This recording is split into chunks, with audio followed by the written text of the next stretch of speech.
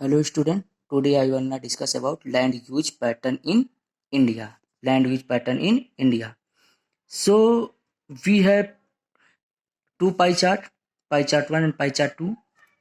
Pie chart 1 shows land use pattern in 1960 to 61 and pie chart 2 shows land use pattern in 2008 to 2009.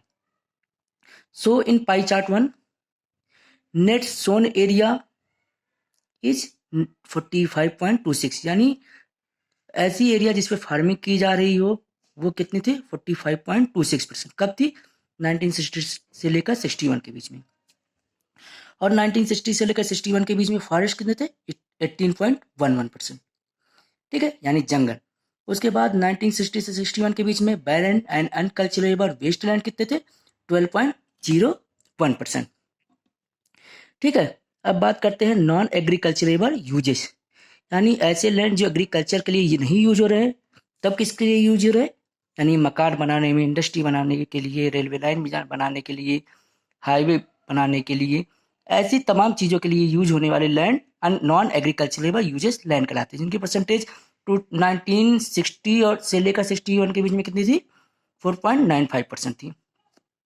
उसके बाद 1960 से लेकर 61 के बीच में permanent pasture and grazing land कितने थे, यानी 4.71%। यानी 4.71% ऐसे लैंड थे जिसपे क्या होते थे, जो ग्रेजिंग के लिए बने हुए थे।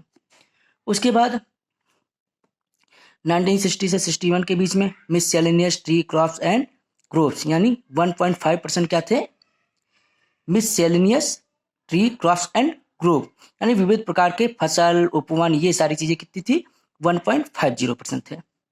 ठीक है, उसके बाद 1960 से लेकर 61 के बीच में कल्चरेबल वेस्टलैंड, यानी ऐसा लैंड जिसपे खेती की जा सकती हो बट उस पर खेती किसी ना किसी कारण वजह से नहीं की जा रही हो, वो कितने थे 6.23% थे। ओके, उसके बाद 1960 से लेकर 61 के बीच में current follow and follow other than current follow. तो सबसे पहले बात करते हैं फॉलो लैंड। फॉलो लैंड ऐसे लैंड को कहते हैं जिसकी फर्टाइल कैपेसिटी कम होती है।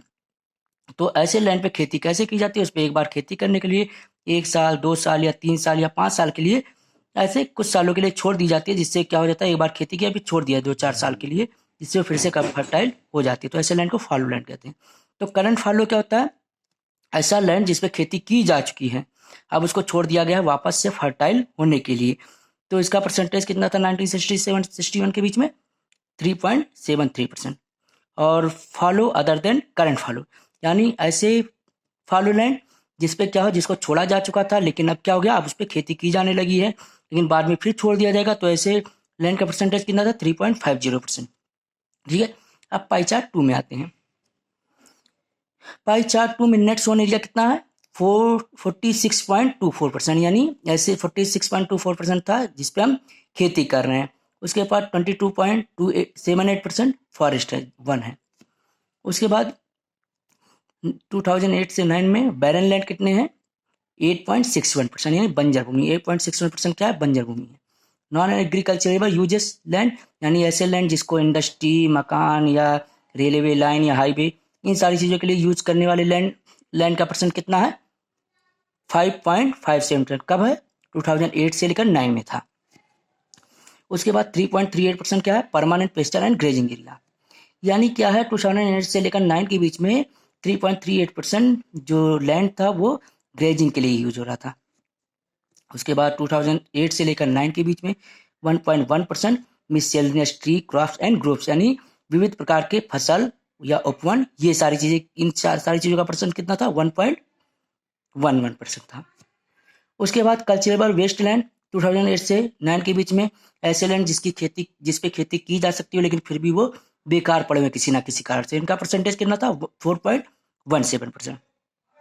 अब बात करते हैं करंट फॉलो लैंड, यानी ऐसा फॉलो लैंड के बारे में अभी डिस्कस कर ही चुके हैं कैसा फॉलो लैंड क्या होता है। अब बात करें करंट फॉलो लैंड, यानी 2008 से लेकर 9 के बीच में करंट फॉलो लैंड कितना है 4.76%, यानी जो क्या है इस समय खेती करने के बाद छोड़ी जा चुकी है, किसके लिए, जो वापस से फर्टाइल होने के लिए।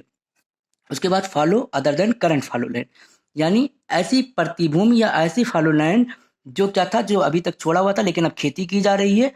ठीक है, तो इसका परसेंटेज क्या था 3.37%। ठीक है, अब हम बोथ पाई चार्ट में कंपेयर करते हैं। पाई चार्ट 1 में net sown area increment, forest increment, यानी ये अगर इंक्रीमेंट हो रहा है तो अच्छा है, ये इंक्रीमेंट हो रहा है तो हमारे लिए अच्छा है। बैरन लैंड की कमी हो रही है, बैरन लैंड की यहाँ से यहाँ कमी हो रही है, तो ये भी हमारे लिए अच्छा है। नॉन एग्रीकल्चरेबल यूजेस, इसकी क्या है, इसकी बढ़ोतरी है, तो ये हमारे लिए लाभदायक या बेनिफिशियल नहीं है। बट ग्रेजिंग एरिया में क्या हो रही है, कमी हो रही है, यहाँ पे देखिए ग्रेजिंग एरिया में कमी हो रही है, तो ये हमारे लिए लाभदायक नहीं है। उसके बाद मिससेलेनियस क्रॉप, इसमें भी कमी हो रही है, तो हमारे लिए उतना अच्छा नहीं है। बट कल्चरेबल वेस्ट लैंड में कमी हो रही है, तो हमारे लिए अच्छा है। उसके बाद फॉलो लैंड में भी एक तरीके से देखा जाए तो एक रेशियो या इक्वल आ रहा है, लेकिन तब भी कुछ हद तक उसमें सुधार हुई है। ठीक है, तो कंपेयर करेंगे तो कुल मिलाकर देखा जाएगा तो 1960 से लेकर 1960 से 61 के बीच से लेकर 2008 और 9 के बीच में काफ़ी कुछ सुधरा, यानी नेट सोन एरिया सुधरा है, फॉरेस्ट सुधरा है, बैरन लैंड की स्थिति सुधार हुई है, और परमानेंट ग्रेजिंग वगैरह जो है कुछ फील्ड में जो है थोड़ा नुकसान हुआ है। सो आज के लिए इतना है, थैंक यू।